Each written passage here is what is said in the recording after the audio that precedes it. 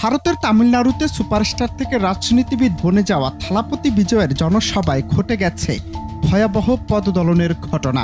গেল শনিবার কারুর জেলায় তার এক সমাবেশে প্রায় ২৭,০০০ মানুষ ভিড় জমায়। অতিরিক্ত গরম ভিড় এবং পর্যাপ্ত নিরাপত্তার অভাবে হঠাৎ পরিস্থিতি নিয়ন্ত্রণের বাহিরে চলে যায়। বিশৃঙ্খলার মধ্যে পদদলিত হয়ে মারা যান অন্তত ৩৯ জন, আহত হন শতাধিক মানুষ।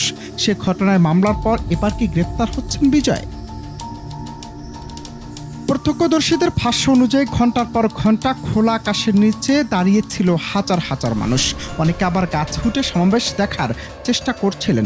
হঠাৎ একটি ডাল ভেঙে ভিড়ের মধ্যে পড়ে গেলে আতঙ্ক ছড়িয়ে পড়ে চারপাশে। মুহূর্তের মধ্যে শুরু হয় হুড়োহুড়ি, আর তাতেই ঘটে প্রাণঘাতী পদদলন। নিহতদের মধ্যে ১৬ জন নারী, ৯ জন পুরুষ এবং ৬ জন শিশু রয়েছে বলে জানিয়েছেন তামিলনাড়ুর স্বাস্থ্যমন্ত্রী। মর্মান্তিক এই ঘটনায় সমাবেশের ভাষণ থামিয়ে দিতে বাধ্য হন ৫১ বছর বয়সী অভিনেতা রাজনীতিক বিজয়। পরে এক বিবৃতিতে তিনি জানান, এই ট্র্যাজেডিতে আমার হৃদয় ভেঙে গেছে। শোক প্রকাশ করেছেন ভারতের রাষ্ট্রপতি, প্রধানমন্ত্রী এবং স্বরাষ্ট্রমন্ত্রী। দুর্ঘটনায় নিহত প্রতিটি পরিবারের পাশে দাঁড়ানোর আশ্বাস দিয়েছেন বিজয়। ঘোষণা দিয়েছেন নিহত পরিবারগুলোকে দেয়া হবে ২০ লাখ রুপি করে আর্থিক সহায়তা।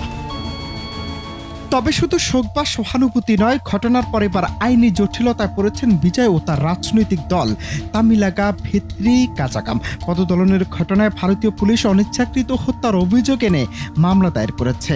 মামলায় টিভিকের সাধারণ সম্পাদক এন আনন্দ, যুগ্ম সাধারণ সম্পাদক সিটি নির্মল কুমার ও জেলা সম্পাদক মতিয়া জাগান সহ অন্তত ৬ জনকে আসামি করা হয়েছে।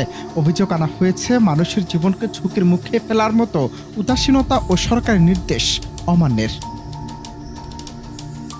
এবার প্রশ্ন উঠেছে, এখন কি গ্রেফতার হতে যাচ্ছেন থালাপতি বিজয় নিজেও, নাকি এটি কেবলই আনুষ্ঠানিক একটি মামলা যা তার জনপ্রিয়তার খুব একটা প্রভাব ফেলবে না?